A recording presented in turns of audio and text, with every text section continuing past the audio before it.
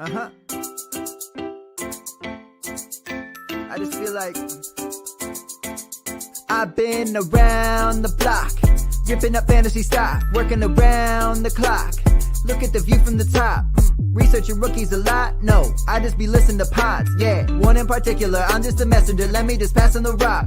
Browning, brunning, pruning, pronouncing ain't what he's doing. What he's doing is not losing, but infusing you with new things. And there's Dennis the Bennett, yeah.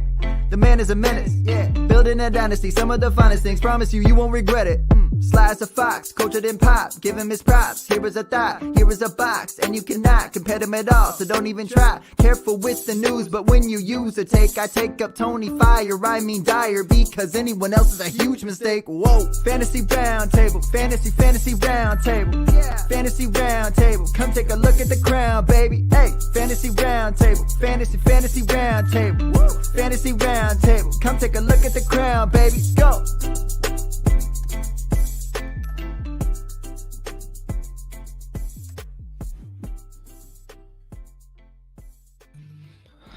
What is going on, everybody? It is Friday. We are about to kick off the rest of the Week 7 season, my goodness, Week 7 fantasy week of and NFL week of the NFL season. I've got some interesting news popping up all across Twitter if you have not seen it about Antonio Brown. Before we get into that, recapping last night's game between the Eagles and the Giants. Matt, how you doing on this chilly Friday? Doing okay. It definitely, we had a cold front here, so it dropped a little bit lower. But it's been an interesting day. Last night's game actually ended up being a little more interesting than we thought for a lot of reasons. Not the least of which the performances on the field. Yeah, I actually stayed up and watched the entire game last night. I was like, you know what? I'm going to be off next week. I can take my time at work today. So I decided to stay up a little bit later and watch the game. And same here. We got a nice little cold front here in Texas, a little bit colder than it has been in quite a while. That's a good thing. Just means it's fall weather. It's getting into that NFL, really deep into that NFL season that we all know and love. As you mentioned, the game did get fairly interesting last night. Started out kind of bad. I would love to say it was a defensive struggle, but it was more like the offenses just couldn't do anything at the beginning of that game. But it ends up the Eagles pulling out the win here. Probably should not have won this game, but they do pull out the win 22-21. On the Giants side here, Daniel Jones, 20 points, Wayne Gallman, 16, Sterling Shepard, 17, Darius Slayton, 4, and Evan Ingram, 10. Sterling Shepard, the guy here at wide receiver. We saw he comes back, his first game back, and has a big game. They target him in the red zone. He has a couple big catches in the middle of the field. What are your thoughts on Shepard? Yeah, I mean, I thought he looked good. He's obviously been out for a little while. We were looking for that connection between Jones and Slayton that we had seen last year, and at times hasn't really developed this year. And he seemed like the odd guy out. Tate caught some passes, was okay, but Shepard seemed to be the guy he was going for. Ingram's going to be kind of interesting to see after that big alligator arms at the end. But it looked like they got him going. Some of the things you talked about going down the field, looked like they were trying to do. And all that, the Giants offense actually looked better than it's looked all season. Jones looked a little bit better, turnovers aside, than he's looked in a few weeks, and all that was with Slayton not really being a part of it, which if you're a Darius Slayton guy has got to be a blow this morning. Yep. Not feeling great about having to start him in a couple places, especially after some of the news we've gotten today with injuries and players that will be out that I could have probably plugged into my flex spot instead of Darius Slayton. So it's a little bit frustrating, but we kind of talked about it yesterday. I mean, we had him, I had him ranked in the 40s. I wasn't expecting a huge game out of it. It doesn't help when you're going up against Darius Slay, who, yes, is not necessarily quite the shutdown cornerback he used to be earlier in his career, but is still a very good cornerback. It is what it is. I'm with you. I think Sterling Shepard, if you have him, if you were able to pick him up off your waiver wire, as long as he's healthy, he looks like he's going to be probably the play here for the Giants. Evan Ingram, Who knows? I mean, I don't even know what to say or think. That was obviously a huge, not just play for fantasy, but for the Giants. They catch that ball, they win that game. So I mean, Which puts them in a real interesting yeah, position given how terrible their division is. Maybe they're surging up. I know it seems weird that the difference between 2 and 5 and 1 and 6 would be that huge, but in the NFC East, it really is. yeah, Um, and they said Ingram was complaining a little bit of some injury after, I guess, I don't know if you saw the play where he tried to hurdle a guy who was standing yeah, and yeah. kind And of he got fell flipped in the air. awkwardly. Yeah, So, yeah, it'll be interesting. Maybe they did just need to start getting some of their pieces back. Their line's not very good, though. yeah. Still, they were having some chronic problems in there, and I don't know if they play a defense that maybe is a little more stout than Philadelphia, because we've seen the Eagles give up, be quite generous up the middle too. The other interesting to me was, Freeman goes out injured. Wayne Gallman actually Looks looked like good. he might be better. They might be better off.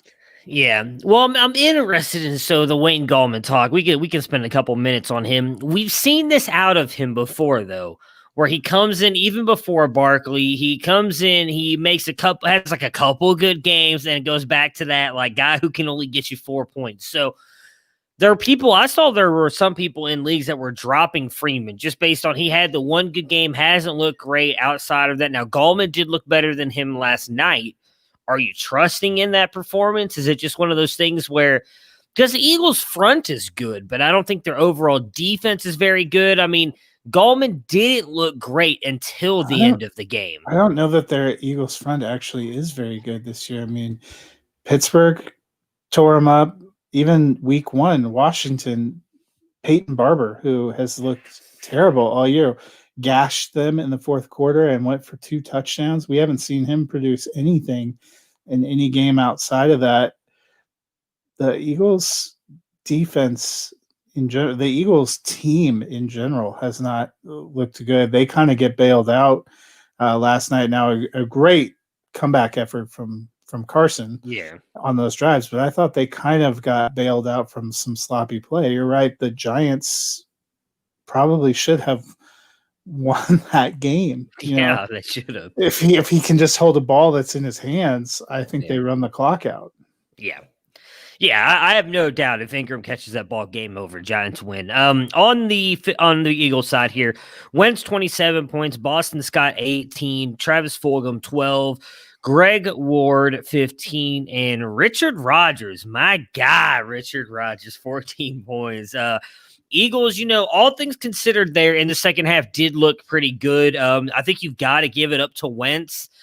With all the injuries they have on this team, I mean, he's still balling. He's getting it done for fantasy. It's helping. Obviously, he's actually scored a rushing touchdown now in the past 5 of 6 games. He just keeps rushing in. He's getting you those fantasy points. And it doesn't matter if it's me and you out there playing wide receiver for the Eagles. He's getting them the ball, and they're making plays. So what's your overall takeaway from this Eagles offense this week, where it does look like Miles Sanders may miss again next week, was the early reports already in talking about next week. So Boston Scott comes through, but that really is because of the touchdown at the end, which is kind of what we talked about yesterday. We thought probably low-end RB2 touchdown raises his ceiling a lot. Yeah, I don't think the Eagles' rush offense is very good. We talked about with Sanders, the way he was making his points was more the explosive in the passing offense. It was kind of a bummer about Deshaun Jackson. He comes back, they get him the ball, he's looking pretty good, and I know they got the penalty for the helmet to helmet, but that second guy that hit him is the one that injured him, was a cheap late hit. I was surprised that they didn't get 2 penalties on that, because that was one of the more BS things I saw in that game. And I thought Jackson's knee was gone, but it looks like he's bad enough that they're talking about putting him on IR now. That's what I'm worried about. So there's been multiple different reports, and it sucks because I hate to say this. I almost feel like we may have just seen the end of Deshaun Jackson because the reports this morning was Adam Schefter saying they think it's just a sprained ankle, but then I follow Adam Kaplan, who is also very well connected with the Eagles organization, and he's saying he said that he's hearing from the Eagles that it's a broken ankle. So if that's the case, he's done. There's no chance he's coming back. I mean, I was surprised when they said it was just a high ankle sprain, or they thought it was a high ankle sprain. If you watched him, he was in obvious pain, took his helmet off, slammed it down. They literally picked him up, 2 guys, 1 on each side, and carried him so that he wasn't putting legs on the ground. That to me feels not a sprained ankle. Yeah. Well, I mean, I guess it could be, and they could have just been doing it cautious. But the play, when they said high ankle sprain, they showed that replay a lot. That was among the things I thought it might be. That was not really what entered my mind. But then, the Eagles rallied back. I thought that laser shot to Boston Scott on the wheel route was an incredible throw. I know people have given Carson some grief. We have been a little iffy on him. Some of the performances, they don't have a good line, but he is hanging in there, and he is trying to make the most of everything. For all of you out there that are like, why aren't they giving Hurts a shot? I do not see Jalen Hurts making that play. Oh, I'm with you. I'm not down on Wentz. I'm more upset now that I actually dropped him in fantasy after the second week and picked Baker back up, and that cost me a game last week because I didn't have Wentz in my lineup. I mean, he's been – again, we talked about this even last year. He was doing the same thing last year and almost led the Eagles to a division win with pretty much the same thing. Now, they did have Ertz at that point in time. I think Goddard was healthy at the end of the year because I think that's what everybody was talking about. It was Greg Ward, Ertz, and Goddard, and that was it. And he doesn't even have those guys now. It's Travis Fulgham, Greg Ward still there, but Ertz out, Goddard out. I mean, he's making Richard Rodgers, who I don't think has ever done anything in the NFL, a viable target now as well. So I'm with you. You have to give props to Carson Wentz. And I mean, this may be blasphemous to say. I kind of think they're going to win the NFC East. I actually believe more in Wentz and what he's doing than Dalton, even though Dalton's got the better team around him. Yeah, well, Dallas has its own set of problems, including last year their big problem was they seemed enigmatic with all their talent. They should have easily crushed that division title with the way Philly was banged up and not able to produce and what you're getting from the Washington and from the Giants. And yet they consistently beat themselves. We're doing the same thing. Changing coaches doesn't seem to have fixed that. If you had to bet on one of these two teams to get to 7 wins or 6 wins, the heart that we've seen from Philly in crunch time seems to be a safer bet than Dallas. They sort of gutted out that win over the Giants after Dak got hurt, but last week, at home in what should have been at least a competitive game with Arizona, they were falling apart. I don't know. We'll see what they look like going to Washington this week, but 6 or 7 wins probably takes it. And what's going on, Matt? That's only 5 more for the Eagles. If they go 5-4 the rest of the way, they could get to 7-9-1 and be in. Yeah, it's gonna be interesting to see what they do. Again, Richard Rodgers, man. Richard Rodgers, if you need a tight end, looks like that might actually end up working out for you. No, not Jason Crew. All right, let's go. Let's talk about some of these games for – oh, no. You know what I just realized? I just messed up big time. Now I'm upset. I never put my pick in for the game for Eagles. I just realized I've done any of my picks yet. I kept forgetting. I waited till – Friday or Saturday last week because we didn't have the Thursday night game, and I did this. I was thinking the same thing. I was like, I'll just do them tonight.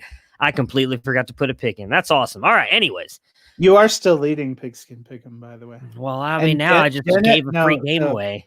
Dennis forgot to put his picks in at period last week, so that gave you a little cushion. And Jacob also only picked the Monday games.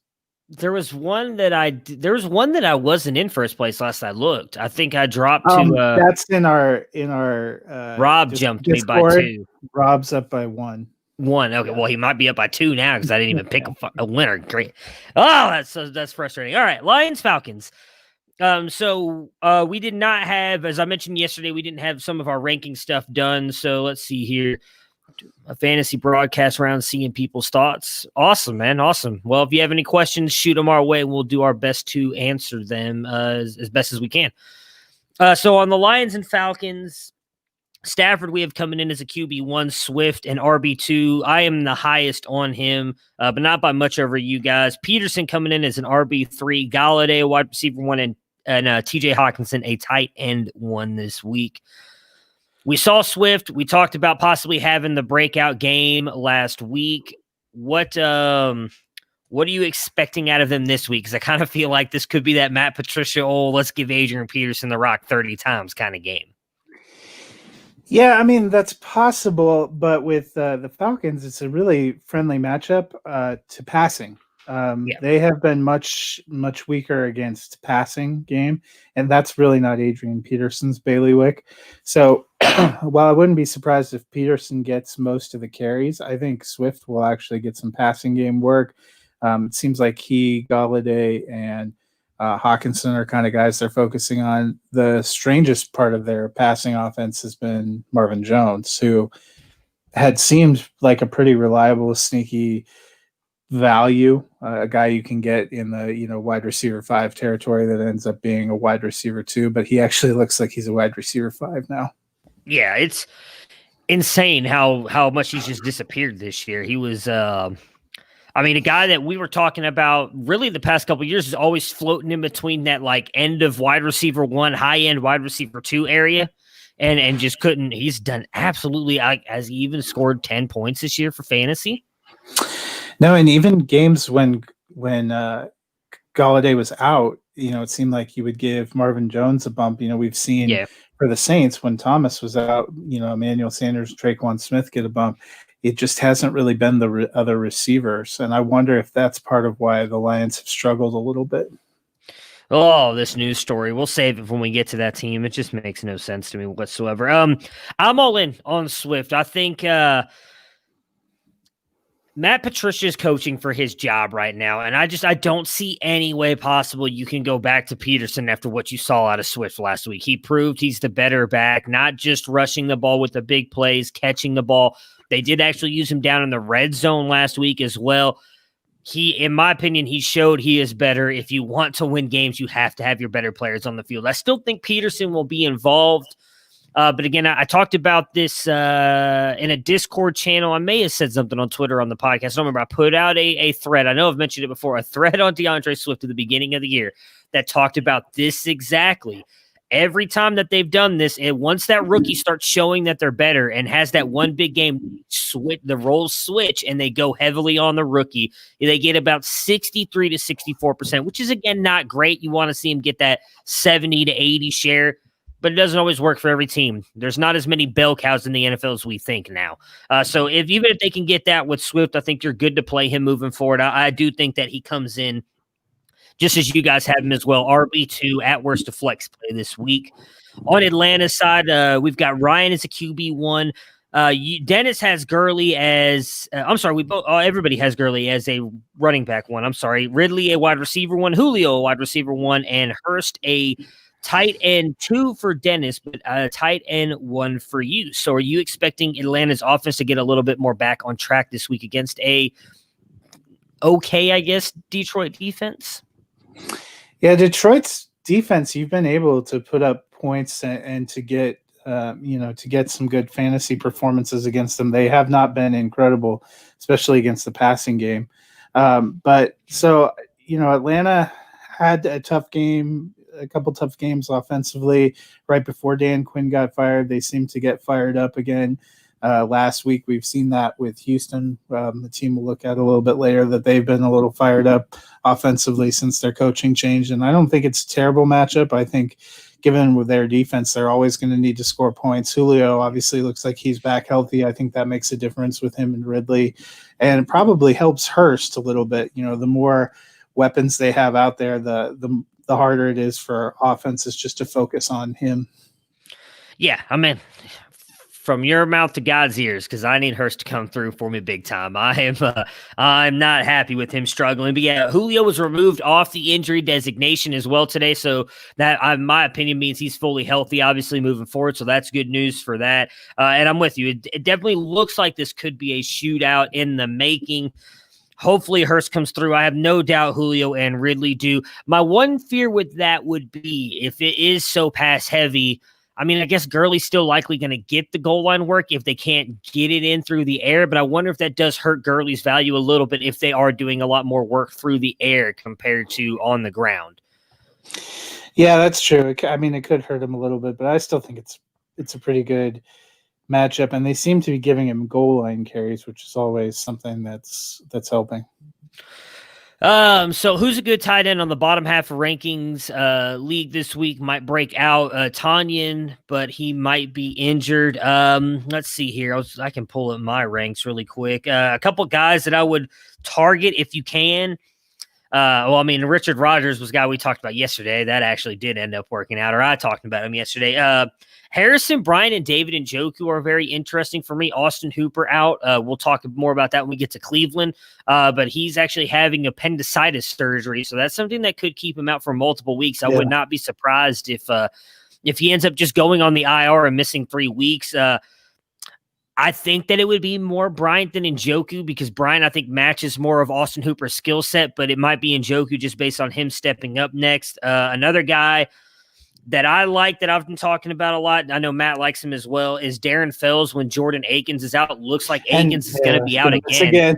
Yeah, so Darren Fells, the guy I think you can fire up, and I would imagine he's not widely owned. I know when we looked at it on the Tuesday show sheet, I want to say he was like 3% rostered. So he's a guy that, when Akins is in, he's not really playable, but when Akins is out, Watson targets the tight end, and as long as he gets you that touchdown, he's going to come through for you. So Fells is another guy as well. If you can get a list of some other players that are available, let us know, and we can give you a better answer. But for me, those are who I would target. Another guy that was on our Tuesday waiver show was Jared Cook, which, given that Sanders and Thomas are both gone, could be heavily featured. I also thought, a lot of people were high on Gronkowski preseason, and he didn't do a lot to start the season. I noticed he started getting dropped everywhere. If you watched them play last week, it looked very much like New England, Rob Gronkowski. So that's a guy that I think could be ascending there too. Yeah, so I mean, if you got a list, if you can pop on and see, who top 6, 7 guys and throw them in here, we can give you a better ranking. But those are all guys I would target. If all those guys are available for me, would probably go Cook, Gronk, Fells, and Njoku, Bryant for me. Would that be the same for you, Matt? Yeah, I think so. Okay. So for this game, I don't know who I'm gonna pick. I think I'm gonna go Atlanta. I'm taking the Lions. All right. Buffalo Apparently I believe in DeAndre Swift more than you. I have him at 14. I believe in Swift, just because I don't think they're going to win the game. Bills and Jets here. Allen coming in as a high-end QB1. Singletary. Dennis has him as a low-end 2. You have him as a high-end 3.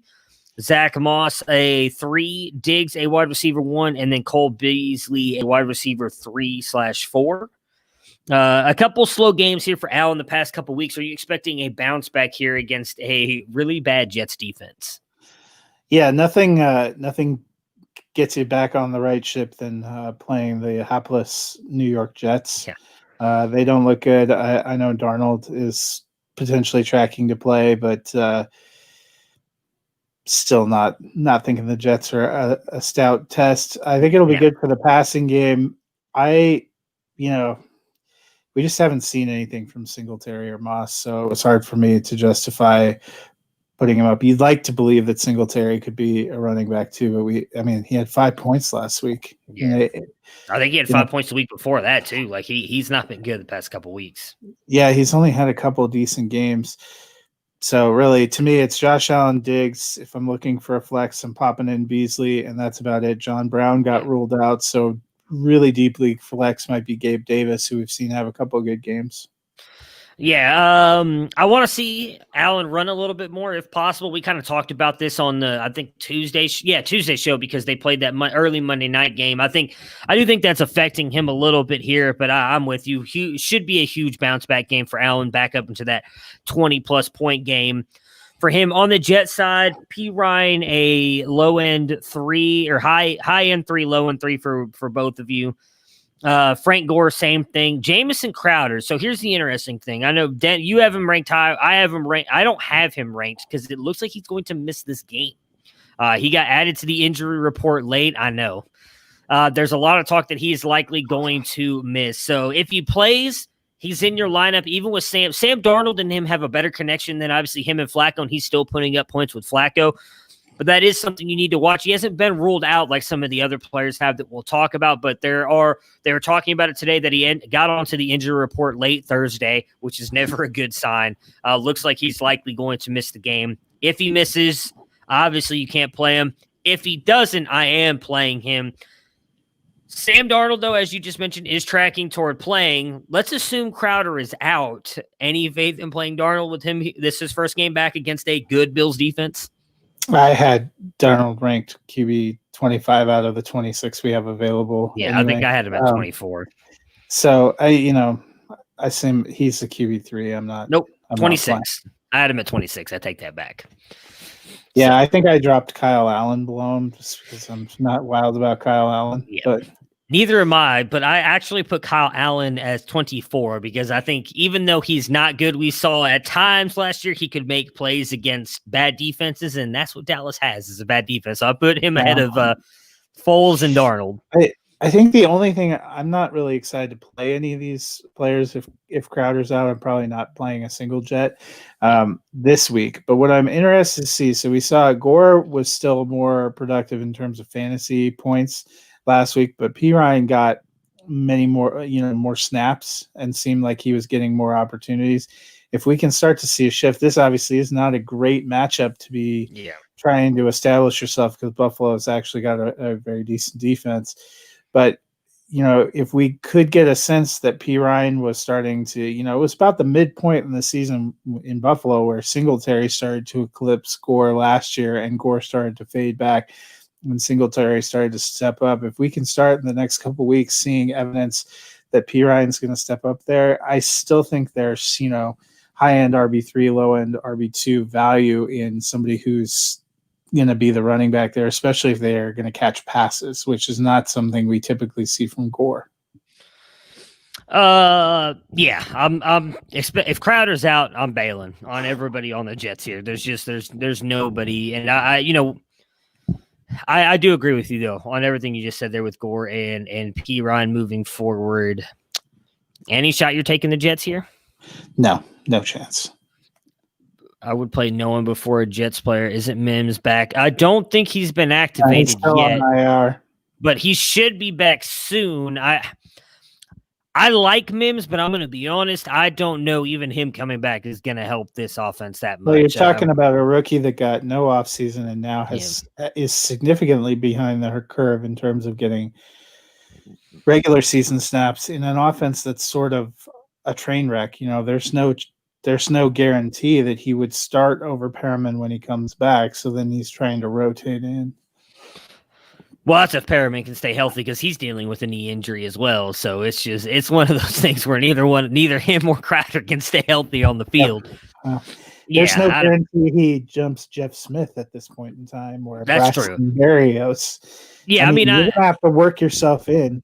Yeah. Oh, yeah. I mean, I like Mims, but for this year, I almost say it's a wash at this point. I can't wait till we see him with a better coach. Yeah, that's what I say. I almost don't want to see him on the field, anyways. Just keep him healthy. Let him come back next year with hopefully a competent head coach and everything moving forward, and we'll see what Mims can do. But I do like him as a rookie. He was a very good player.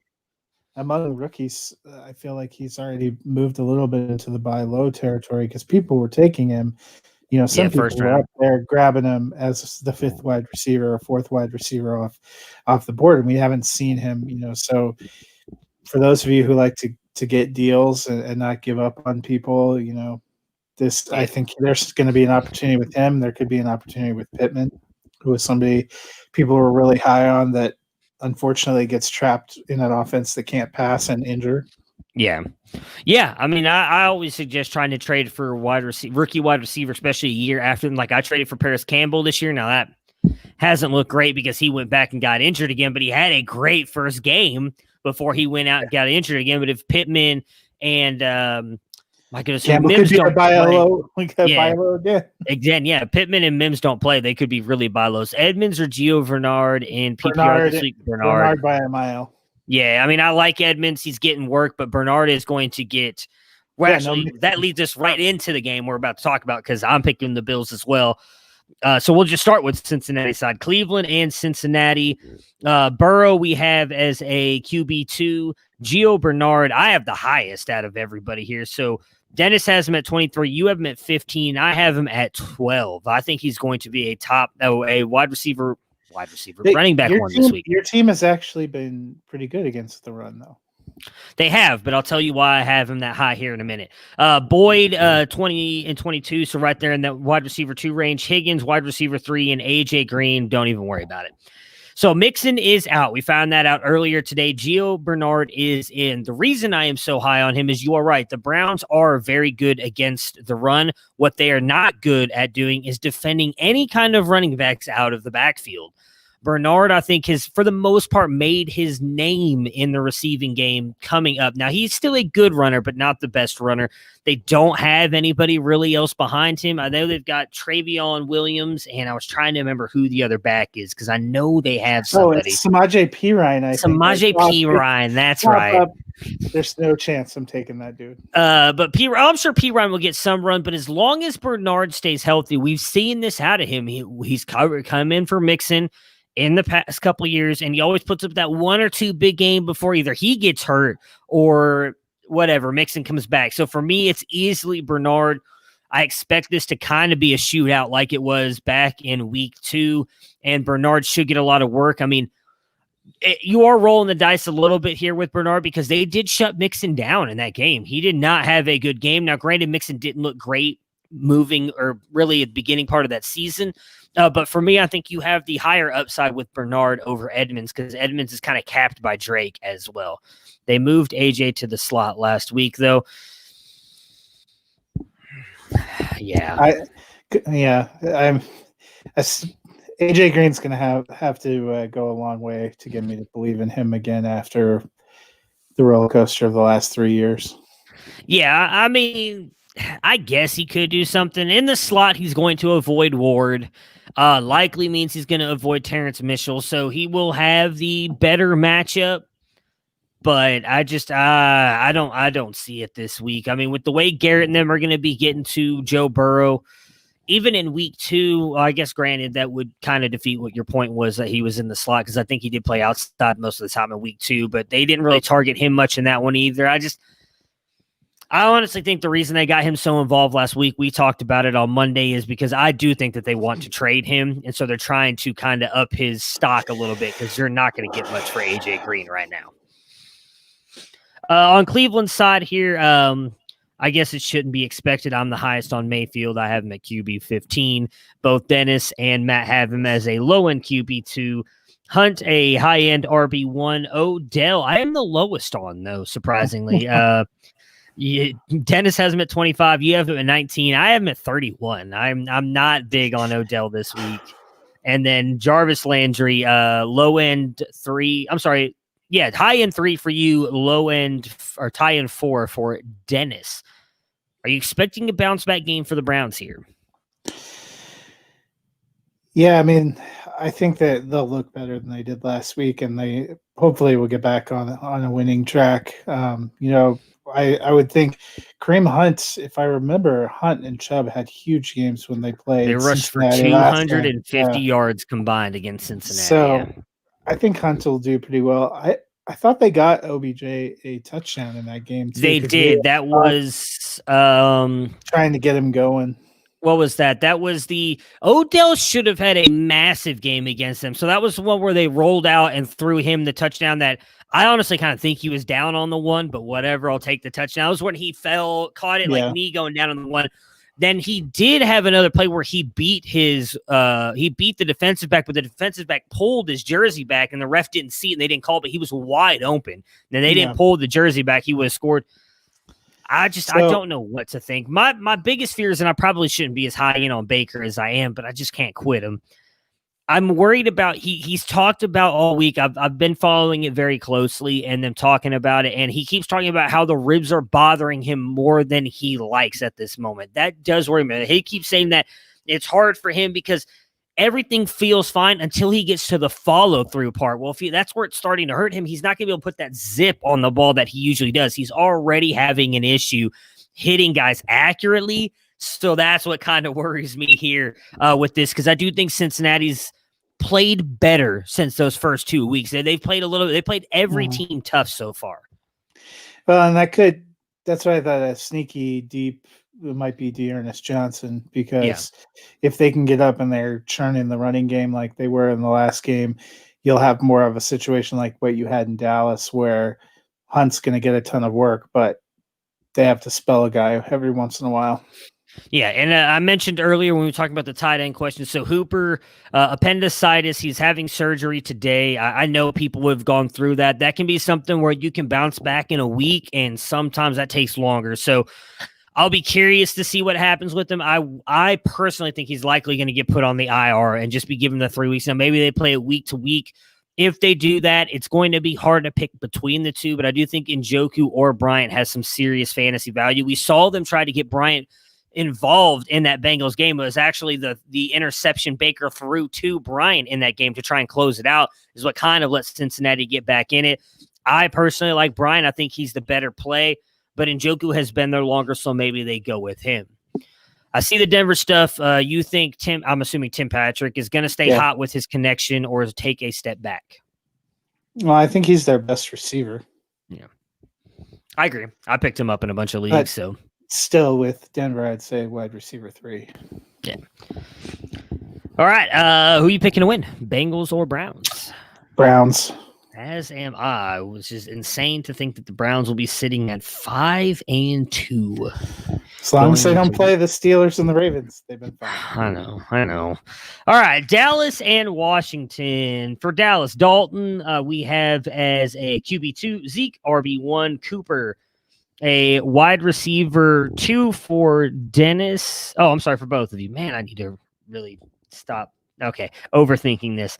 Lamb, you have as a wide receiver 2. Dennis has him as a wide receiver 2. I have him as a low end 2. Dennis has him as a wide receiver 3. I'm sorry. Dalton struggled Monday night. Do you think that he bounces back in this one? Really hope so. The one thing we'll say, Dalton has always throughout his career had a real hard time in primetime games.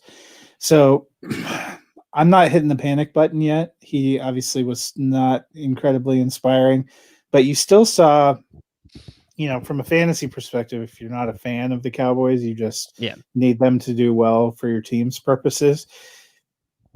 You still got a pretty solid day from Lamb, and, Cooper had 21, Lamb had 13, even in a kind of a down performance. So I don't know it'll be incredibly high scoring because I think Washington's got a decent defense and they're at home. But, I think a little bit better and hopefully at least staying solid and consistent for fantasy unless you have the misfortune of having Gallup. Yeah. I'm a little bit worried about this game right here. We saw what the Cardinals were able to do to Dalton in the passing game. Now, Zeke was actually having a good game if you take the fumbles out of it, like him and Pollard. Pollard was getting some good run as well, which we saw the Browns actually struggle with against Washington. Washington has a really good front, that front defensive line, and I'm curious to see if they lean on Zeke in this one, but if that front can get after Dalton, I could see this being another tough game for Dalton. We saw that really, I think, is what caused him so many issues in that Monday night game was Arizona was just blitzing him like crazy. Now, some of that may be, again, that was his first week starting. He's still trying to learn the offense. I mean, he knows it as a backup quarterback, but you're not getting any reps with the ones at that point. He's got 1 week of reps now with Dak being out, still can't practice fully with everything. So I agree. I think Dalton's going to take steps forward, but I don't think this is a great matchup for him either, going up against this really good defensive front. On Washington's side, Gibson coming in as an RB2, McKissick as a running back 3, and Terry McLaurin as a wide receiver 1 for me, and Dennis high end 2 for you. The Dallas defense isn't great, but I think Washington's offense clearly is going to rely on Kyle Allen having a big game, because the way to beat them is not on the ground but in the air. Do you see that happening?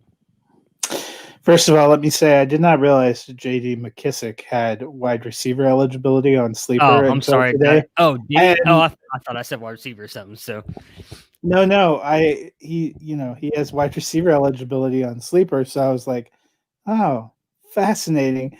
It's a good thing since Michael Thomas went out. I'm actually playing him at wide receiver in a couple of places. Nice. He has looked pretty good getting passing game work. Gibson's still doing well. I would think McLaren should be in for a good game. Dallas's secondary and pretty much all parts of their defense have been soft. Washington's still not a high producer. I'm not in love with Kyle Allen, but I think you'll get decent days from those guys. Maybe not. I don't think this is going to be like some of Dallas's games where teams have gone into the 30s. But Washington is capable of getting up into the 20s, and I think you could see a battle like that. Yeah, I'm with you. I think McKissick gets some play out of the backfield, and it's going to be the McLaurin show here. I'm not sure any other wide receivers really going to be able to step outside him. I could possibly see Logan Thomas doing something. So, Matthew, if you're still watching, you need a tight end. I mean, Logan Thomas might be a good play as well, because I don't see them. For me, it's going to be McLaurin and Thomas are going to be his 2 biggest targets, would be my guess. That's because, they've had a real hard time at wide receiver too. Yeah. Steven Sims still gone. Isaiah Wright's out this week. So it's kind of Dontrell and maybe Cam Sims. Yeah, because I was about to say AGG is still banged up as well. So they've gotten hurt. Even though it's a good matchup for wide receivers, if you don't have them, it's not that, I honestly want to pick Washington, but I don't have the balls to do it, so I'm going to go Dallas. Dude, I really could see this being an upset here, depending on what you want to consider an upset. I think Dallas has the better team on paper, but I think Washington, because of the matchup, could actually pull this off. Yeah, I'm picking Dallas. I actually want Dallas to win, though, so I guess that's our difference. Oh, I'm fine with Dallas winning. I don't hate Dallas as much as everybody likes to think I do. I just, it's fun to rib Dallas Cowboys fans because they take it so personally. I just want them to get their offense back together because I have so much invested. Oh, I'm with you. I have a bunch of Lamb and Zeke. If they could remember Michael Thomas was on their team, or Michael Gallup was on their team, that might be nice too. I also apologize for the movement of the screen. Apparently, somebody has decided to be part of the show today. Oh, nice. And she keeps adjusting and slamming her head into my computer.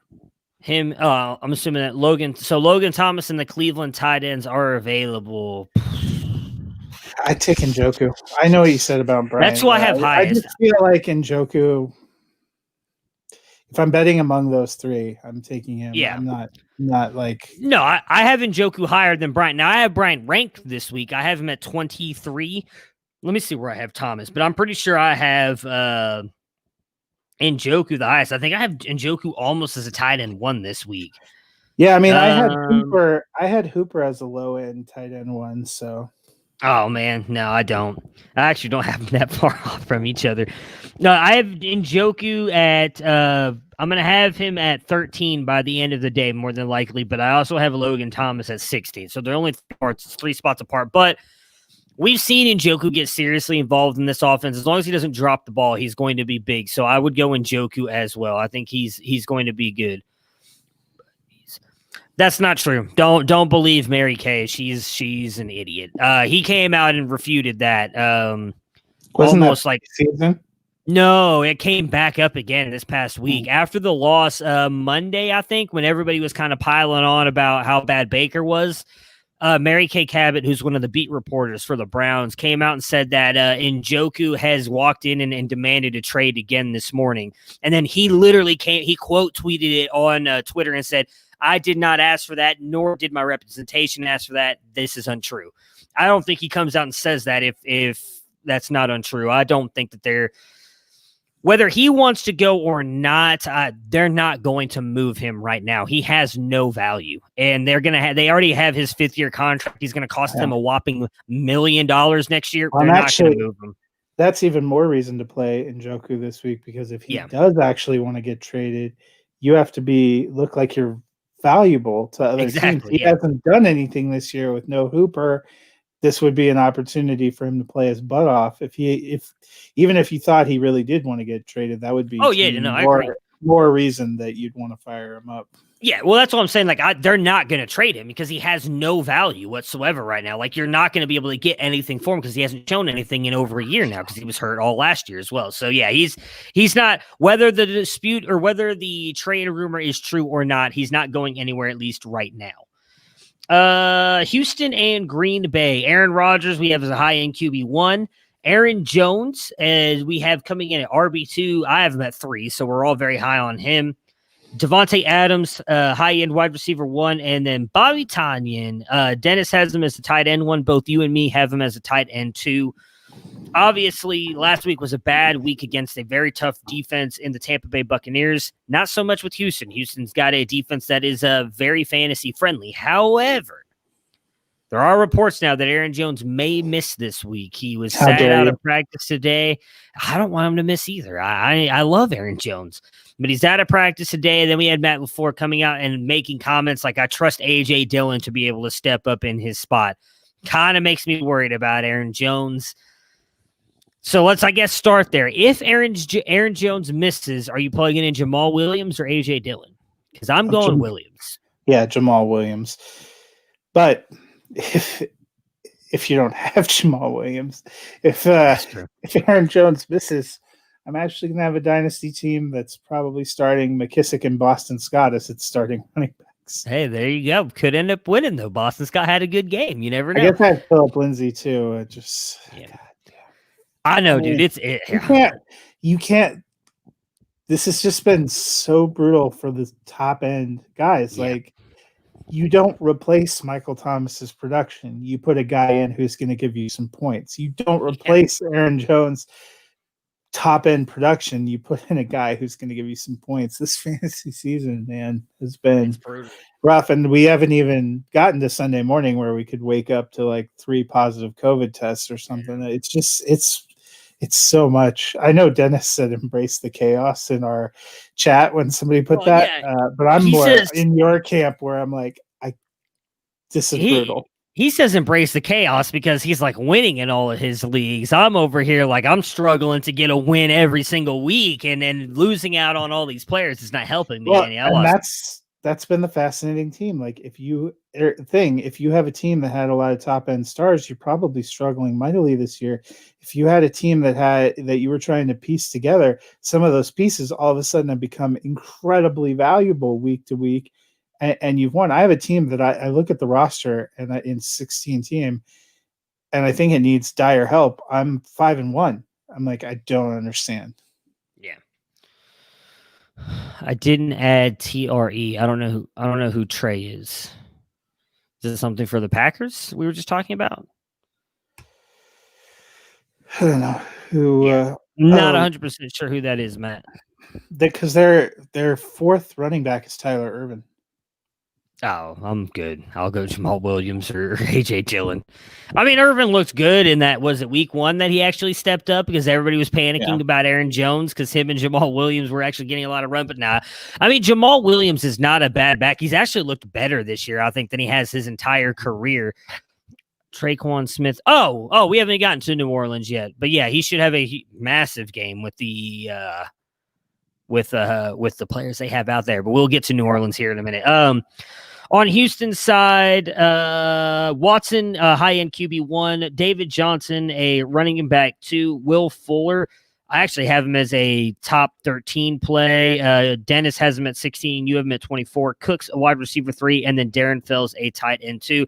The Texans seem to be getting better on offense since Bill O'Brien was fired. Do you think that continues against a good Green Bay defense? Yeah, I mean, I think that they've been playing better. I had Fuller down a little bit just because it can be a little popcorn with the receivers. And the Packers too have Jair Alexander, Yeah. who's actually a really good corner. I wouldn't. Yes. It's a toss up whether you think he gets put on Cooks or Fuller or splits his time. But I think Houston will be good. Green Bay is not an easy defense to beat, though. And it seems like it's been people have had more success rushing against them. So it could be a better game for David Johnson. Could be a game where Watson takes off a few times. I'm picking Green Bay, so I don't think Houston's going to win. But they have looked better, I think, offensively, which I still find ironic because Bill O'Brien was not calling the plays. Yeah. I'm picking Green Bay as well. I will say, though, on this game, again, we mentioned it earlier, Jordan Akins is out. Green Bay, I believe, is second in giving up touchdowns and fantasy points to the tight end position. Darren Fells is worth playing this week. He is going to be good. And so I am playing Darren Fells in a couple spots. So that means he's going to go off because I think I'm playing him in one of my big money redraft leagues as well, and I'm not thrilled about that. Would Fells or Hurst? Because that's the situation I'm in right now, and I want to go Fells, but I feel like I go Fells, and then Hurst has the huge day. Because I actually have Hurst ranked higher, so I should be a ranking slave and just go with my rankings. But yeah, I mean, I know. I'd probably play Hurst too, but it's closer than you'd like it to be. I know, that's my problem. All my tight ends are like right there, and I never pick the right one every single week. And I already got my. If you don't have Kelsey or Kittle or Waller, all tight ends have been right there. Even I like Jonnu Smith, but it gives me a moment of pause that his ankle's a little banged up, and they had a guy roll off the bench for 100 yards. So if Smith starts the game and you roll him out there because you should and looks a little gimpy, then you could eat it there. We've seen even Mark Andrews have a couple bomb games. Tight end's just brutal. Oh my God. Are you following this news on Twitter? No, I don't have Twitter open. Oh. Well, I'll save it till we get to that team. I don't understand this one bit. It's Tampa Bay news. Did they sign Antonio Brown? They are. The report is it will be done tonight. Yeah. No, Akins Fells all the way easy. Yeah. When Akins is not in, if you look at it, when Akins is not in, Fells has been a tight end one, and Green Bay is horrid against the tight end. Akins will be out again. So yes, if you're still looking for that tight end, I would take Fells over Njoku for this week. Now moving forward, especially if Hooper's going to miss multiple weeks, I want Njoku over Fells, but for this week, I think Fells has the much better matchup. It's saying that I guess they've been, I don't want to say secretly, they've been working a deal for the past couple of weeks. He's already landed in Tampa Bay. Reports are that the deal is already very close to being done, should be done tonight. So that's right. I want New Orleans to go to the Super Bowl, so I'd be happy for Tampa Bay to eat itself. Yeah. Well, it just sucks. I just dropped, and I don't really think he's going to do. Never mind. I don't even. Well, I guess we can talk about that when we get to Tampa Bay. Probably it's just. Oh yeah, I'm with you. It just crushes. I thought Tyler Johnson had come on and looked good. No, he's going to have no chance. Carolina and New Orleans. Teddy Bridgewater coming in as a QB2. Mike Davis. Dennis has at 3. You have him at 13. I have him at 5. So me and Dennis very high on Mike Davis this week. Robbie Anderson, a wide receiver 2, and DJ Moore, wide receiver 2 for Dennis, wide receiver 3 for you. I think I have them as 22, so I'm right there with Dennis. What are you expecting for Carolina here against a New Orleans defense that has had a couple good games, but for the most part has not been that good this year? Yeah, but they've struggled against the nice. They struggle against the pass more than the run. They've been pretty good against the run, and we saw Mike Davis get a little bottle up last week. I think he'll still be good. I just wasn't as bullish. I don't think it's that easy of a matchup going into New Orleans after they just had a bye week. Yeah, I mean, I like Davis mostly because they seem to use him exactly like Christian McCaffrey. They're going to throw him the ball, give him a lot of run. I still think he's a great player. I actually think this whole offense is good. I mean, Teddy Bridgewater, for the most part, has been fairly good this year outside of 2 games. We talked yesterday about Robbie Anderson's great season. So I would still probably play all of them because I do think this could end up being a very good game. I don't see New Orleans just shutting down the Panthers and running away with this one. On New Orleans side, we've got Breeze as a QB2. All three of us have Alvin Kamara at 1.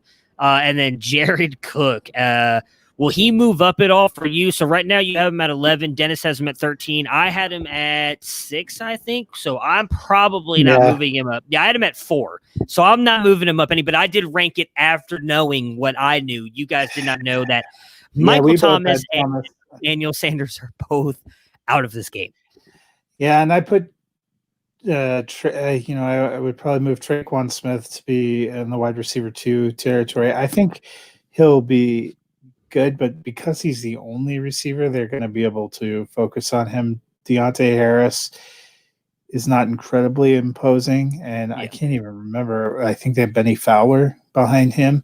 But Cook, I'd probably put more up in the tight end. I'd probably flip him with Hurst. Yeah. For me, tight end 8. Yeah, I mean, like I said, I have him at. Let me see here, 4. I think. Yeah, I've got him at 4. So, I mean, yeah. So they have Benny Fowler's on the IR. They have Deontay Harris, Traquan Smith, Austin Carr, and Marquez Callaway, who could have a good game. I actually kind of like Callaway, but that's it. They don't have anybody else. Emmanuel Sanders out with COVID, and Michael Thomas out with the hamstring injury. I'm with you. Traquan, I think, is going to likely probably be a wide receiver 2. But again, that defense can solely focus in on him. Now, granted, they're not great against the pass. That's their biggest weakness. But when you can only focus in on one guy, I don't see him focusing in on Cook. I think it's going to be Smith, which is going to likely give Cook some good matchups. And this one, they're going to lean heavily on Kamara. Where they can get beat is in the run game. We know Kamara is also going to get those catches out of the backfield and everything. So Kamara, easy smash play this week is the wide receiver. My goodness, running back one. He could play He could be wide receiver 2 with the way he catches the ball. But yeah, running back 1 for all 3 of us. Yeah, and Latavius will probably get some good run too. I have Latavius as a running back 2 this week, actually, because I think now even more so with both of those guys being out, I could easily see this exactly way. You just said it, Matt. You think Murray and use? I do. I could honestly see them moving Kamara over into slot at times in the play, match him up against a linebacker, possibly let Murray run it. And with Thomas out, they've been doing more sets with both running backs out there doing those kind of things. So, yeah, I mean, Kamara all day.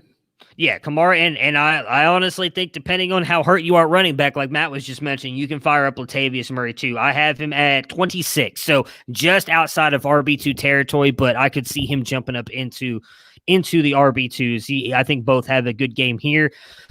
Even though they are hurting as much as they are on offense, I'm still going to take the Saints to win this game. Yeah, me too.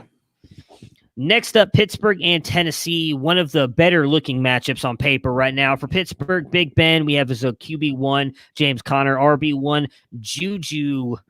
Wow, you're much higher on Juju. I was not expecting this. So Juju, you have at 25, Dennis at 40. I have him at 36. So I'm right there with Dennis on Juju. Dennis did not rank Deontay Johnson. You have him at 28. I have him at 20. I want to look because I know I'm different on you guys than these two. I've been talking about it all week, how I'm still all in on Deontay. So I have Juju at 36. I have Deontay Johnson at 15 and Chase Claypool at 22. You have him at 30, Dennis 24, and then Ebron we all have as a tight end 1 this week. While Tennessee's defense has been good the past couple years, and even for the most part this year, they can be beat in the secondary. Their cornerbacks have really not been good. We've seen them get passed on. What are you expecting out of Big Ben and these wide receivers this week? Yeah, I mean, I think it's going to be a good week for them. I think they're going to use all of them. I think, I listened to a few segments on NFL radio, and they were talking about Smith-Schuster and his attitude and how much he's helped open some things up, and that they thought that he was going to start picking up and getting looks here, that they were going to try to keep rotating to keep these guys involved. So it's so hard to tell. I kind of have them bunched up together. Somebody will probably have a bigger day, but could be any of them, really. Yeah. Well, I'll tell you who it's going to be. It's Deontay Johnson, baby. And not just because I traded for him. I've mentioned before, He's been the guy who's getting more of the targets when all three of them were on the field. We have not really seen Claypool have that big game when Johnson was on the field.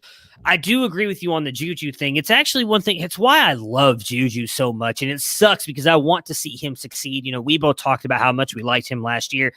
He was out there talking about how happy he was to see Claypool having the game like that. You don't see a lot of wide receivers happy for their teammates when they're doing absolutely nothing. And on top of that, Juju's in a contract year, so I imagine he knows this is kind of affecting his value.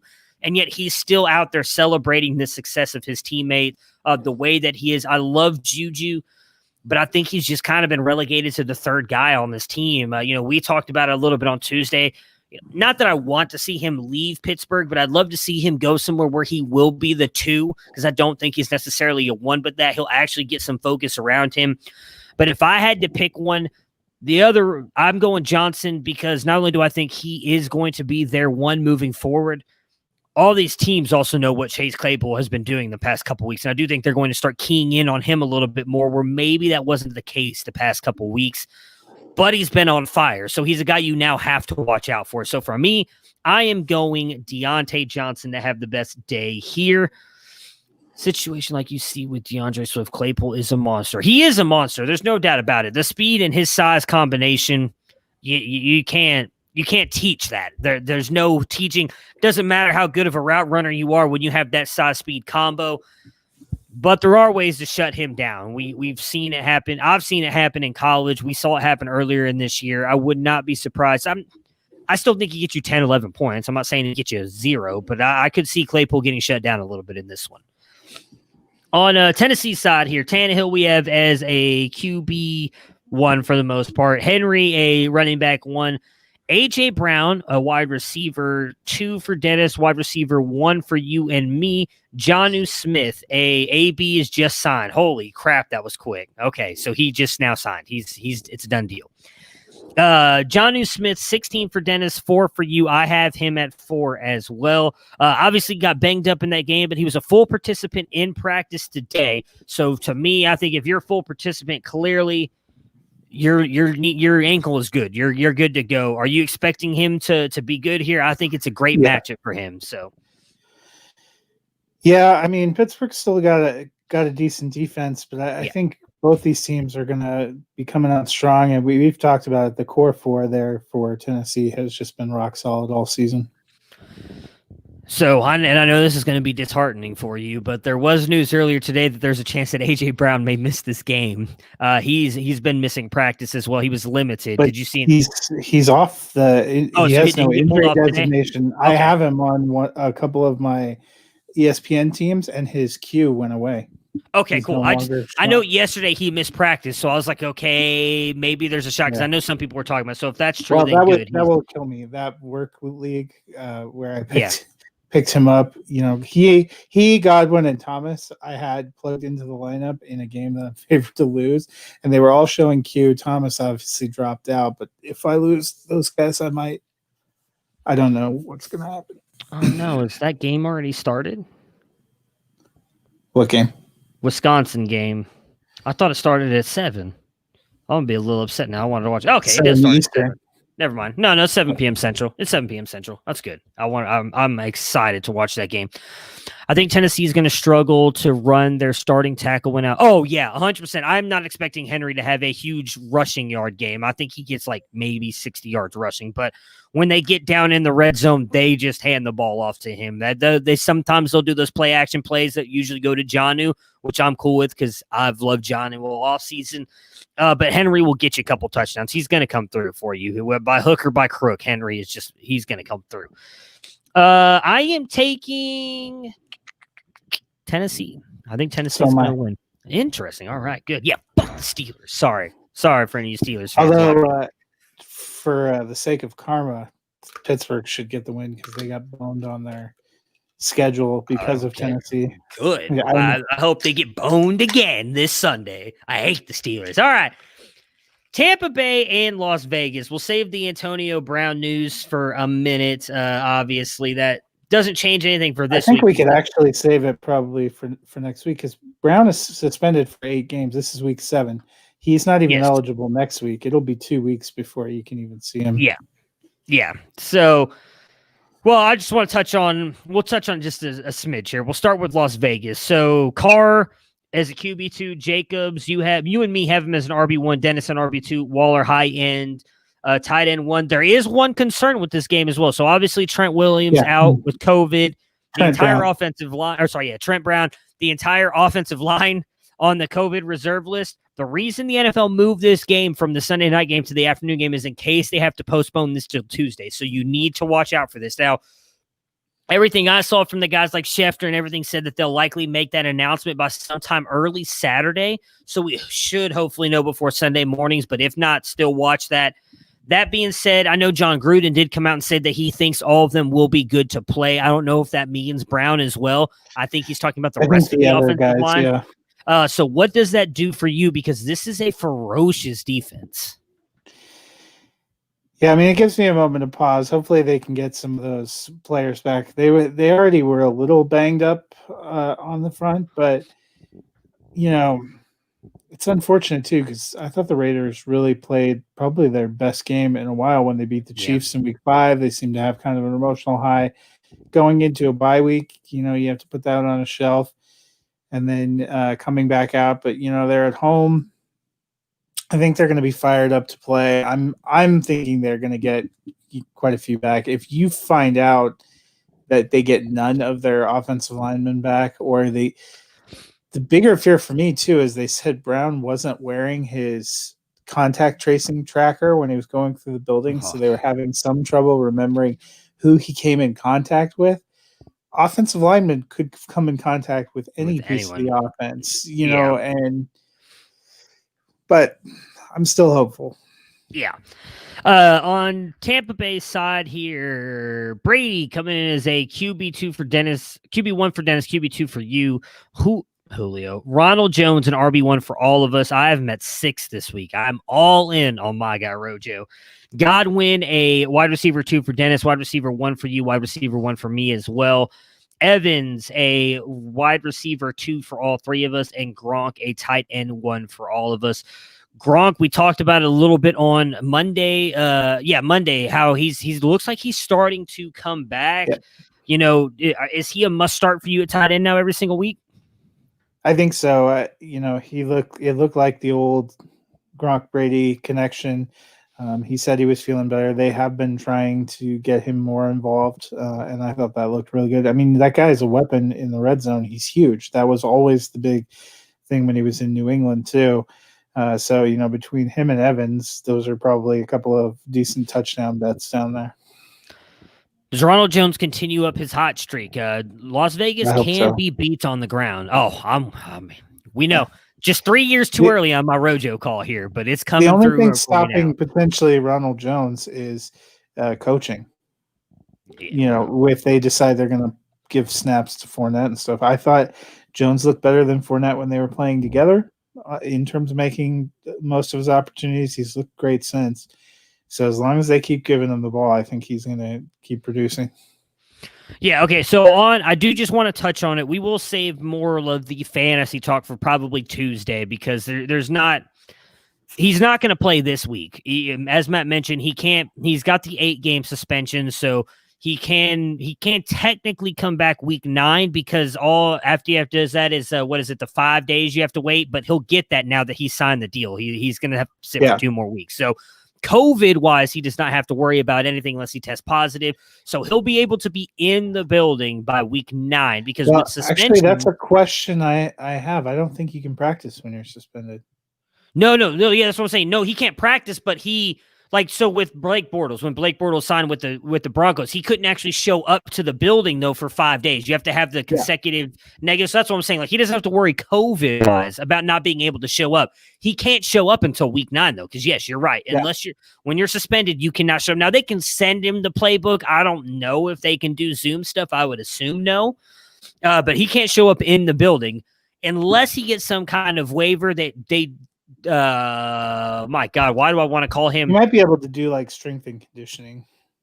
What is his name? What is the commissioner? Roger Goodell. Why did I want to call? I wanted to call him Josh Gordon because that's what I'm about to talk about.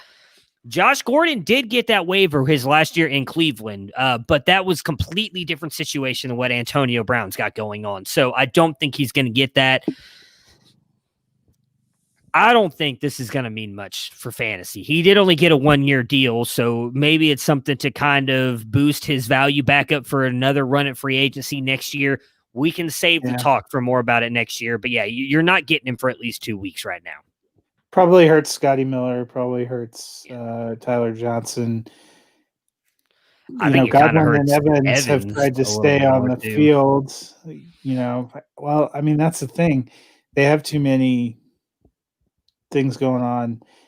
If I was a Tampa fan, I'd be a little leery. I was terrified that Seattle was going to take him because I think Seattle's offense is going really good. I like what they got going with Metcalf and Lockett and Carson. I think all you're really going to see is somebody jack up the chemistry. I wouldn't disagree with you. I'm not sure it's I see everybody going crazy for him on the waiver wires. I just saw in one of my leagues, someone bid like the remaining $100 of their fab budget to get him. I'm not so sure this is going to be as great a move as other people do, but he could prove us wrong. I am taking Tampa Bay, though, to win this game. I'm taking the Raiders. Interesting. All right. I was not expecting that. Kansas City and Denver here. Mahomes has a high-end QB1 as per usual. CEH, Dennis has as a running back 1B, and you have him as a running back 2. Bell, I do not have ranked because I do not think he plays. Dennis has him at 35. You have him at 25. Kelsey, a wide receiver, tight end 1, and Tyreek Hill, a wide receiver 1. What are you expecting out of Bell if he plays in this game? Why don't you think he's going to play? There was a lot of talk earlier this week that he may not get snaps this week. He's not ready. I don't know if that's changed since then. That was on Wednesday. I think they were coming out saying that there's a chance he still may not play this week. He's not necessarily ready to play. So I don't know. Yeah, I guess we'll see. I don't think it's a incredible matchup because Denver doesn't have too bad of a rushing defense, but I will tell you it's going to be cold as hell and snowing here, which I think means running more. So I actually thought there was a chance running and short passing that he would have a somewhat decent day because I don't know that they're going to be able to take the top off the offense like they do before. I think both teams are going to end up trying to run hard in this game. Well, see, for me, I think that leans more towards CEH because we've seen how good he's been running the ball. For whatever reason, he was a great pass catcher in college. They just don't seem to use him in that area as much right now, where I think that's where they're going to use Bell. So I still think CEH is going to be the guy this week. Now, I could be wrong. Said that was a report that came out on Wednesday, and I haven't seen much from them since then. So maybe Bell plays. I'm still kind of avoiding him this week. I wasn't on Bell much to begin with anyways. On Denver's side here, Locke, we have a QB2. Gordon, a running back 3 for Dennis, running back 2 for you and me. Lindsey, a running back 3 for Dennis as well. And me, you have Lindsey as a running back 2. Tim Patrick, a wide receiver 3 for all of us, and Noah Fant, who should be back, tight end 1. Not overall, but a tight end 1. Some teams have found success running and controlling the clock. Can Gordon and Lindsey do that for Denver, as you just mentioned, in a very cold, snowy game this weekend? Yeah, and I think that's what Denver wants to do offensively anyway. Sorry, we saw that last week, 23 carries for Lindsey really trying to run, and they also would bring Freeman in and try to run with him. It's going to be cold. It's going to be crap weather. They need to slow Kansas City down. Yeah, they're going to try to do that any way they can by running. I wouldn't be surprised if we see a similar game to what we saw when New England played them. Who are you picking to win? Kansas City. Yeah, as am I. San Francisco and New England should be another big game here. New England needs this game badly. Jimmy G, QB2, Jerick McKinnon, RB2. RB3 for you, Deebo Samuel, RB3 for all of us, and then, of course, Georgie Kittle, tight end, one of the top tight ends on the board. Jimmy G has been playing very good the past couple weeks. Can he continue that run against a good New England defense? I expect him to be okay. I don't know if he'll be great. I don't think their running game is going to be quite as strong. The reason I have McKinnon down a little bit is it seemed like once Mostert got hurt, they were really leaning on JaMychal Hasty, and I think he might actually be the running power, and they're going to end up trying to throw with McKinnon. But the Patriots have a pretty good defense. They're at home, and they really need a win. Yes. So I am with you on McKinnon. I am not that high on him either, mostly because of the comments Kyle Shanahan made yesterday, where he said, and I quote, "We need to manage Jerick McKinnon's workload. We do not need him to get injured again." I think that means that they're going to do exactly what you just said and to get JaMychal Hasty out there. So McKinnon, obviously, I think he's going to do still a lot of work in the receiving game, but I'm with you. I think Hasty's going to be kind of that power runner. That's what we saw out of him last week. They don't want to lose another running back because we don't know when Coleman's coming back. So I do think he's being very serious when he says that, not necessarily tongue-in-cheek. For me, Kittle is the only guy I feel comfortable playing right now. Like I actually think Ayuk could be a sneaky play this week because I do think Gilmore is going to match up with Samuel. But then again, at the same time, I would not be surprised if they put Gilmore on Kittle because Gilmore can cover anybody. Yeah, and I feel like there was a game not too long ago where he ended up covering. It was on a tight. I think he covered Waller when they played Las Vegas. So yes, he did, and that's what I'm worried about. But I think Kittle is better than Waller, so regardless, Kittle I think still comes through for you. But if they put Gilmore on Kittle, it's going to seriously limit his upside. But I think he'll still get his. He'll still get you at worst, I think 8 to 9, 10 points, which is not what you want out of Kittle, but when he's going up against a guy like Gilmore, you can't expect him to put that 20-point game up. On New England side here, we all have you guys have Newton as a QB1. I have him as a QB2. James White running back 2, Harris running back 3, Edelman wide receiver 3. Are you trusting any of these Patriots not named Cam Newton? I think just White, based on usage, as kind of the low end running back 2 because they've been dumping off. It's funny. I am picking New England to win. I think they're going to win this game. They're going to find a way to win because they've got to win.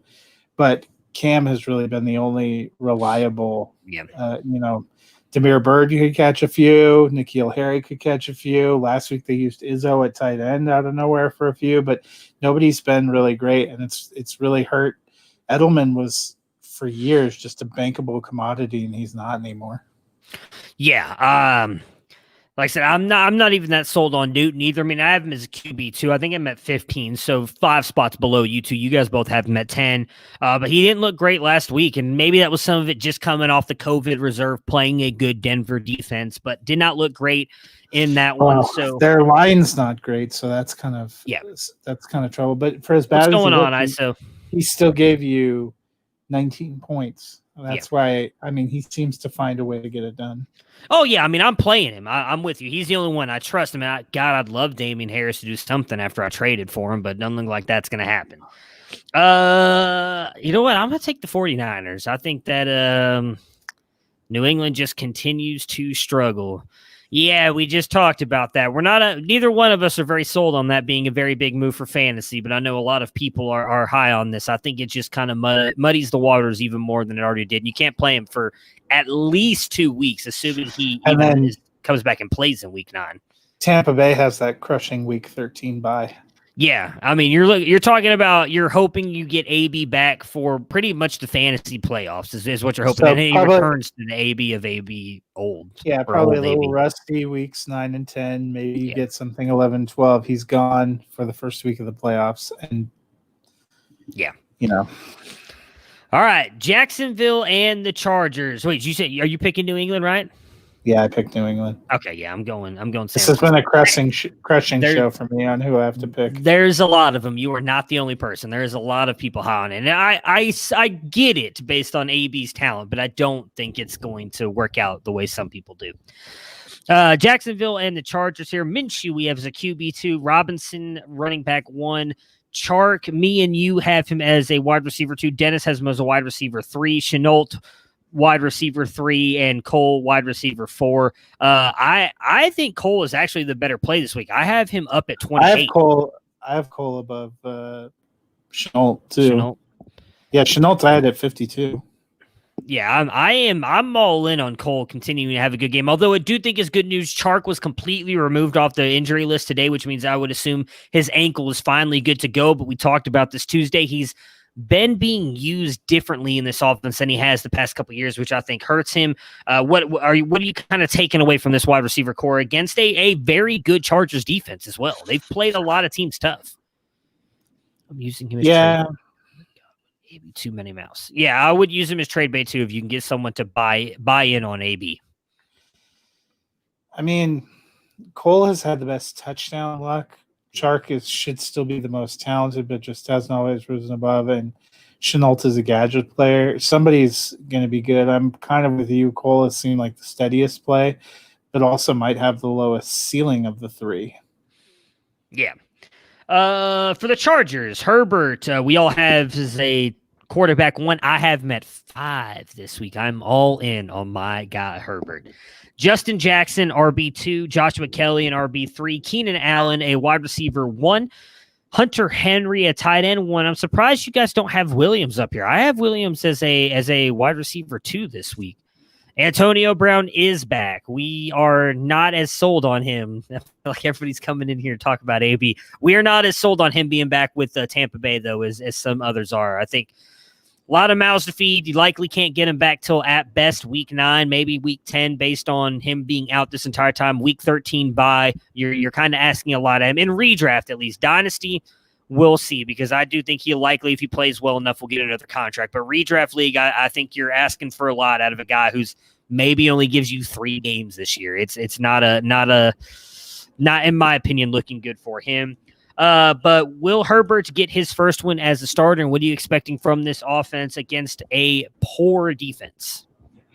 I had Williams at 42. I mean, he could have an explosive day. I felt like he did more last game because Keenan Allen came out, because when they were both in there, Herbert had tended toward Allen and Hunter Henry. So that's where I went. And I do think he gets his first win. He's played well enough that they could have won a couple of those. Won 3 games right now. Bad coaching decisions in 2 of them. They should have beat the Chiefs. Anthony Lynn doesn't go for the win. I mean, who was the other one? Yeah, the Saints was a really close one. Yeah. And that went to overtime. I feel like there was another one in there. There is. I can't remember who it is. They've all been really close, but I think this time he gets it done because Jacksonville just doesn't put a scare into me. I think another thing to watch out for is, unfortunately, Justin Jackson, also one of those questionable. If he misses, all Josh. Joshua Kelly probably goes up to a borderline running back 1 for me, because Jacksonville not really good on defense either. I'm so tempted to go after AB. Almost gave up. Ooh, do not give up Eckler for Antonio Brown. Don't do it. If it's redraft, we don't even know when Eckler's coming back. But if you're talking about dynasty, that's redraft. I'm still not sure I'm giving up Eckler for Antonio Brown. I think that's I guess it would depend on who your other running backs are. I don't know. I'm not buying into it. I get it, but we don't even know if Antonio Brown is the Antonio Brown of old. How long has it been since he's actually played football? 2 years now? How do we know he's even mentally stable enough to play football? I just don't. It is redraft. He just posted that. It is redraft. I mean, I guess I understand a little bit more in redraft because we don't know if you'll get Eckler back, but I also don't know that you're really going to get much out of AB that you expect. I do think, from everything I'm reading on social media right now, Tom Brady was the one who pushed for this to happen. So if he gets on the field, I do think Tom Brady is going to target him and try and force feed him the ball. But I also don't think it's going to be, he's not going to get you those huge 30, 40 points a week that he was as a Pittsburgh Steeler. That may just be me, but I'm not as all in on this. But I'm taking the Chargers as well. I think Herbert gets his first win.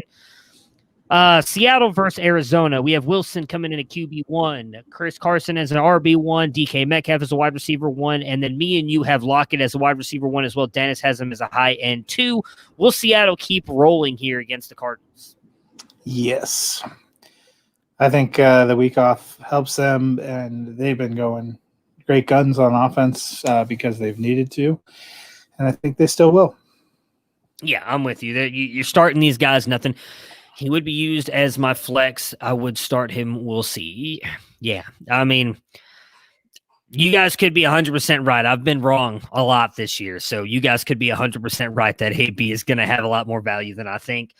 On Arizona's side here, Murray, I actually have as QB1. I have Wilson at 2, but you guys have him at 2 and 3. Drake, you and me have him as a running back 1. Dennis has him as an RB2. Hopkins coming in at 1, and Christian Kirk, a wide receiver 3/4. Do you think after the huge games from Drake and Kirk last week that they can keep it up this week and repeat? You're muted. Sorry. I think Drake, because he was consistently getting snaps and volume, and it was a matter of was he making anything out of the opportunities. I think he'll be able to keep that going. Kirk, he got an 80-yard bomb, and he got a goal line look. To me, that's just not enough to feel confident that he's going to keep that going. Yeah, DeAndre has been hurt, but Hopkins is the best wide receiver in the league. I don't even think there's a question about it, in my opinion. I would argue Adams. I do love Adams as well. Adams is the best route runner in the league. But, yeah, I mean, even with DeAndre hurt, he could not practice all week and still go out there. I'm pretty sure that's exactly what Cliff Kingsbury said as well. I'm not worried about it. Hopkins' game isn't getting down the field. Even if he's hobbled a little bit, he's a possession wide receiver. He is open 100% of the time because Murray can just throw the ball up and he'll go get it. I am taking Seattle, though, to continue rolling. Yeah. As much as I love Arizona, I don't think they pull off the win this week. Seattle. Last game here, Monday night, Chicago Bears and the Los Angeles Rams got Montgomery coming in as an RB2, Allen Robinson as a wide receiver 1, and Jimmy Graham as a tight end 1 as well. Outside of those 3, is there any other Chicago Bear you feel comfortable starting? No, they don't have enough volume. I am still interested to see if Darnell Mooney or Anthony Miller, if one of them is going to kind of break. Right now I feel like they're kind of leveling off each other's ceiling in an offense that hasn't produced a lot of high-end passing. It will be interesting to see if one of them can pop this week, where we would expect Jalen Ramsey will be all over Allen Robinson. Yeah, I'm with you. For me, it's just those 3. I am a little worried that Robinson may come up short here, although my hope is he does what he's been doing and really bad through 3 quarters and just has that massive 4th quarter because the Bears are fighting to get back and win this one. But Ramsey is not an easy matchup, so that actually should be a fun matchup to watch, though, in this Monday night game. For the Rams side here, Goff, we have coming in as a QB2, Henderson, a running back 2, Woods, a wide receiver 2, Kupp, a wide receiver 2, and Higbee, a tight end 2. While the Rams offense has been solid and been putting up points, altogether for fantasy and really the NFL, they've just been okay. Are there any of the stars here you feel confident about starting this week against a good Bears defense? No, I mean, I think you're starting a lot of those guys, but it seems like in years past you've had this top end, for a while. Gurley was the running back 1 in fantasy, and you had like these wide receivers who were solid wide receiver 1s every week. I think what we've seen is they have such a talented committee. They're using 3 backs, they're using 2 tight ends, they're using 3 wide receivers. Guys have good games intermittently, but you don't have that kind of consistent, I know this guy is gonna ball out for me week in, week out. They have a great offense, and it's been good for them in terms of record and being competitive, but it's been a little bit tougher for us as fantasy owners to be like, man, I've got this star piece out of this offense. I have a piece out of this offense that is going to give me something. Could be 10 points, could be 20 points, could be 25 points, could be 5 points. Yeah. Especially the tight end situation we talked about. I mean, yeah. Higbee, it's like 30 points or 3 points. Running back has been similarly frustrating. Woods is probably the most consistent of the receivers, which is shocking because for the last couple of years, it was really Cooper Kupp. You could rely on him rolling out there, and that just hasn't been the case this year. Yeah, I mean, Higbee, my goodness. And I was actually listening to them talk about this today, and it makes sense. It's because Gerald Everett was the guy that McVay wanted in that draft that first year, and he has that fascination with Everett, even though I think we all see that Higbee is better. But it just seems like they have that fascination with Everett. It sucks. I mean, Obviously, I'm hoping Higbee eventually turns it around to what he did last year. I traded for, I got him in a first-round pick for Jamison Crowder just a week ago, but he goes right into. It's fascinating too. They signed Higbee early last year, which didn't make sense to us. This long extension.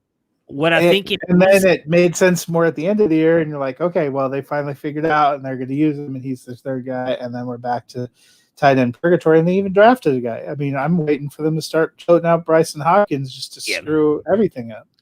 I think the reason they did that is because he's such a good inline blocker. And I think that matters so much for that offense that McVay runs, where it's almost one of those things where, like, I want to turn, if I knew Tyler Higbee, I'd be like, hey, bro, stop blocking so well. Show them that you can't block, and then they'll actually have you out there running routes. But I think because he blocks so well, they have him in line so much and helping in that offensive line, which we know is not great, I think is another reason why we don't see him kind of out there doing as much as he did last year, which sucks because he was a guy we all kind of liked coming into the year.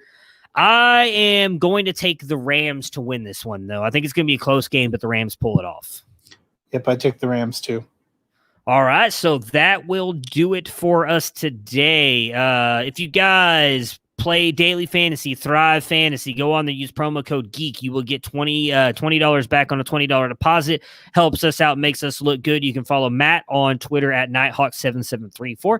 You can follow me on Twitter at SportsFanaticMB. We'll be back on Monday recapping all of the Sunday games and talking about any other news or anything that happens throughout the next couple days. Good luck in all of your fantasy matchups in Week 7. Hope you guys get the win, and we'll be back again on Monday.